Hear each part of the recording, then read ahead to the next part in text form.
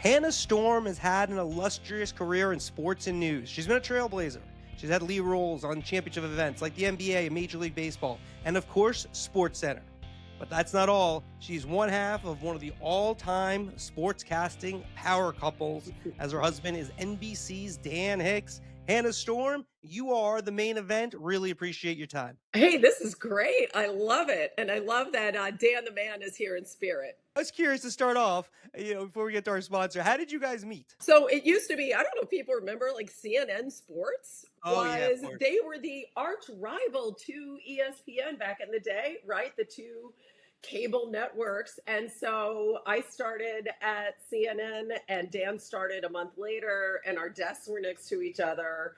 And we got to be really, really good friends. Yeah, it was kind of challenging because people weren't really used to seeing women on the air doing sports. So I got a lot of hate mail and stuff like that. And Dan was my pal. I was the only girl in the department. And he was just a great guy. And obviously, all these years, 31 years later, Oh wow, congrats. and three kids later. Yeah. That's awesome. Yeah, of course. I remember those days very well. Fred Hickman, Nick Oh Charles, yeah. the whole gang going at it pretty hard with SportsCenter. I mean, it was neck and neck for a long time there. Oh yeah, like we had an 11 p.m. and then a 2 a.m. and we would go East Coast time, obviously, and we would go head to head with ESPN.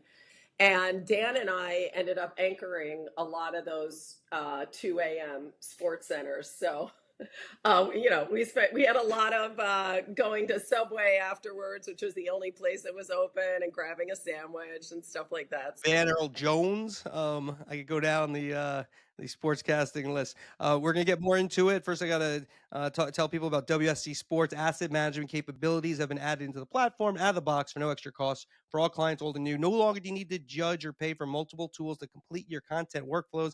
It all happens in one place. You're a network, you're a league, your team. If you don't use WSC, you should go to the show notes. WSC Sports, click the link, yellow demo, and tell them Marchand sent you. So I want to start off.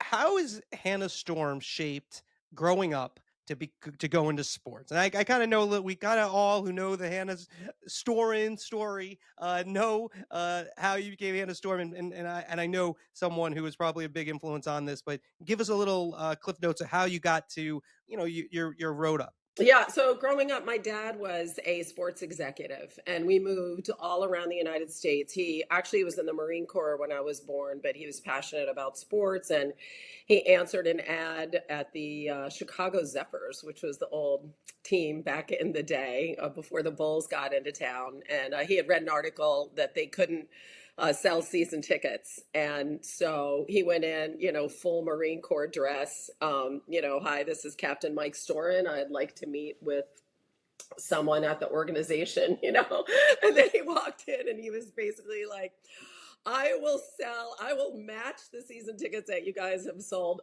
by myself. I will sell that many tickets. And that was just kind of the beginning of, he had a huge personality, Notre Dame guy, just very, very gregarious and very, very creative.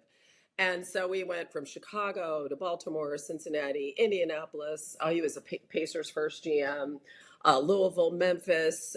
He became commissioner of the ABA, Atlanta Hawks. Then he went into baseball. He did some indoor tennis, all sorts of different things, and a bunch of startup leagues, even the USFL. I mean, I sat next to Elvis at a Memphis Grizzlies game, which was their football team back in the day. And For the Showboats, the Grizzlies, or the Showboats? In the WFL. The Grizzlies. Oh, the WFL. The Grizzlies, Wow. yeah. Okay. So USFL, I mean, you name a league. Got it. He Oh, wow. he was in it, and I have all sorts of crazy one-off, basketballs, footballs. I have a white football, like all sorts of crazy stuff from all of his years in sports. And so, when it wasn't a school night, I was always at a sporting event, and I grew to love sports. I knew the names of all the referees because my mom would yell at them. And she played hoops in college at St. Mary's. And I just associated it with fun, and I associated it with spending time with my family and my parents. And so naturally, when I went to college and I was thinking about what I wanted to do, I was like, I was a real ham too. I was always in plays and musicals. We moved around so much that was like an instant community that you could join. And I said, I want to be a sportscaster. Of course, not fully realizing at the time that no women were doing that. But I was determined. I just thought that was the best way to kind of get that performing vibe that I love so much and then be around sports. And that started, what at times was kind of an uphill climb and a bit of a revolutionary idea at the time. There just weren't that many people out there doing it. So I want to go back to the childhood part of it and just remind people, if you want to listen to the rest of the podcast, andrewmarchand.com, andrewmarchand.com. And what I love about my job yeah. is that I love to know people's stories.